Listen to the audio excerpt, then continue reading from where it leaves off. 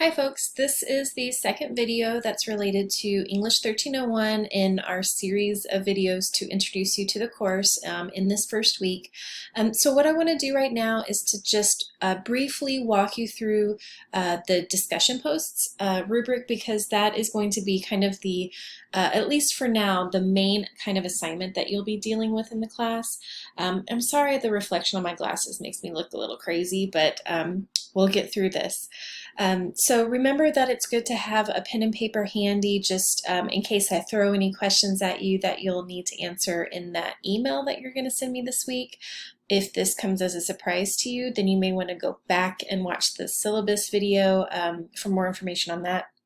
So what I'm going to do is just pull up that discussion post rubric, which is posted in D2L, and just walk through what kind of expectations there are for receiving a particular grade. Okay, so as I mentioned in the previous syllabus video, every assignment that is considered a large grade is going to have a rubric, so it breaks down what the expectations are. I would never assign something and just kind of expect you to know what I want from you. I'll always provide some sort of rubric, and usually I'll also have a video just to kind of walk you through it. Because we're not meeting face to face, I feel like that just kind of provides a way for you to hear the information, to see me walk through it just as we would if we were together in a classroom, which it seems like ages ago since I was in a classroom, and it may be the same for you, but we'll manage, we'll get there. So I've pulled up the discussion post rubric, and I want to note that the first page is primarily centered on the grade of A and B. I really want us to kind of keep focused on what grade we want. What is the grade that we have in mind? As a professor, I usually, assume everybody wants to get an A, but I also know that there are going to be some weeks or some students who you're just, you want to get by. You want to. Sorry, folks, if it appears that there was a slight interruption. I had a four-legged visitor that I needed to attend to. Working from home. So what I want to focus on, of course, is the A grade and the B grade. But again, getting back to this notion of this is to give you a sense of what you need to do, what you need to accomplish for this particular kind of assignment to receive the grade that you want. Okay, so you'll notice that in this section are the points awarded. So we're going to have a different amount of points for different assignments. So for this semester, we're going to start off small. So our discussion posts and assignments may be 5 points, 10 points, and then we'll get into the more average numbers, such as 15, 20, some will be 30. 50 is going to probably be reserved for the paper topic discussion post, which we'll get to later in the semester, just because that high grade comes with the fact that you've had plenty of time to practice these discussion posts and understand the expectations. So in the category, it just, in order to understand the expectations, you want to know that this is related to content, right? So the first thing we want to focus on is the prompt. A lot of times if students lose points in a discussion post assignment, it is because they have not attended to or answered every area or every aspect of the prompt. So if there are multiple questions that I'm asking you or multiple things I'm looking for, just double check, just make sure that you've hit all of those, because that can decrease your grade, right? If you're not answering everything. Your ideas are well structured and clear. If research is required, which we're going to hit the ground running with some quotes and things, but we'll get more intensive with the research down the line. If the research is required, then you are incorporating your quotes, you're giving credit, you're explaining why the quotes are relevant. You're not just kind of dropping a quote in and assuming that your audience is understanding the importance of that. And then the format. So you're meeting the minimum length requirement. I'm often going to give you, hey, shoot for 2 paragraphs here, or shoot for 4 paragraphs there. But I want you to know what I mean by paragraphs. So typically a general paragraph is about 4 to 5 sentences. But when I'm asking you for research or including quotes and things of that nature, we need to strive for about 6 to 7 sentences, right? Because you need to explain the relevance of that quote, give me an idea of why you chose it, that kind of thing. If research is required, then you're following the MLA formatting guidelines. For the first week or so, don't get too caught up in that because we're learning. And as the weeks progress, I will give you more information about MLA. So that's not something I'm going to focus on at first. But again, as you get more into the semester, my expectations are going to increase because we have been learning, right? Your work reflects student proofreading and self-editing. Y'all, this is a big one. I often say this is not a grammar class. I am not here to be a grammarian or a grammar expert. I don't expect you to be a grammar expert.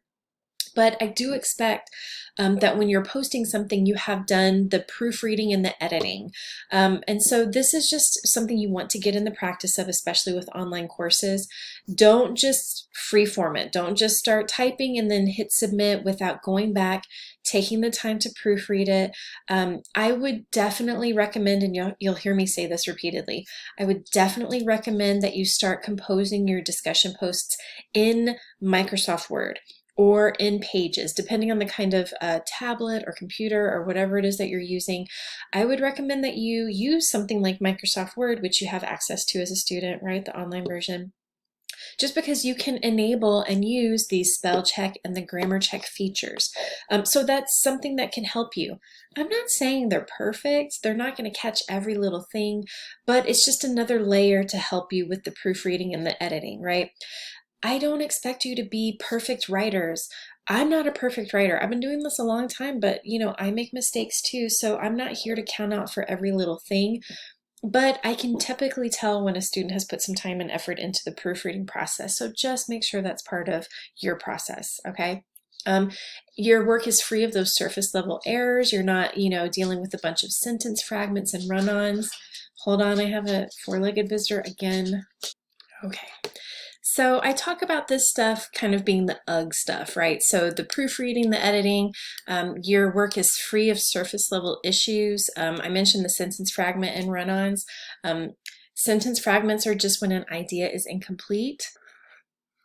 And a run-on is when the sentence runs on and it needs some sort of punctuation, right? So your ideas keep going, but they need to stop and then start a new sentence, right?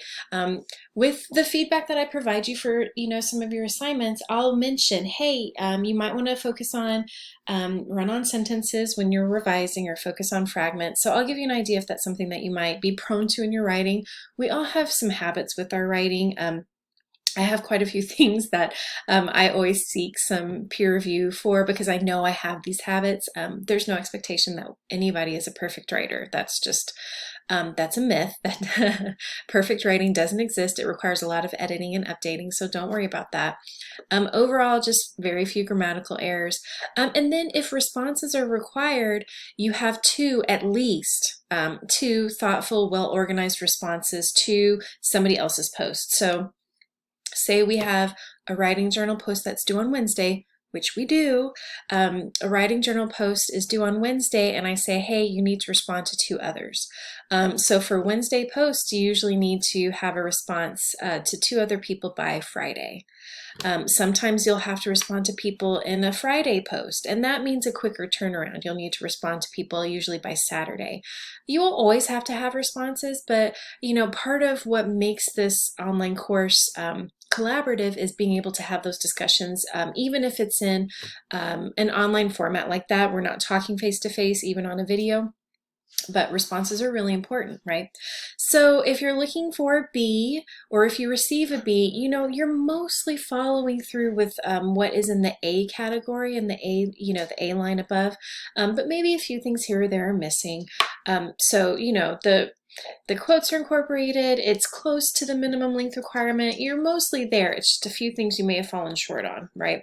And here are the point ranges for receiving something like a B. I'm going to scroll to the next page, but again, I hope we're not, striving for a C, D, or, an F, right? But again, this is you do you. And if you're kind of okay with that mid-range, the C, you're willing to go through it, you're just looking to pass, right?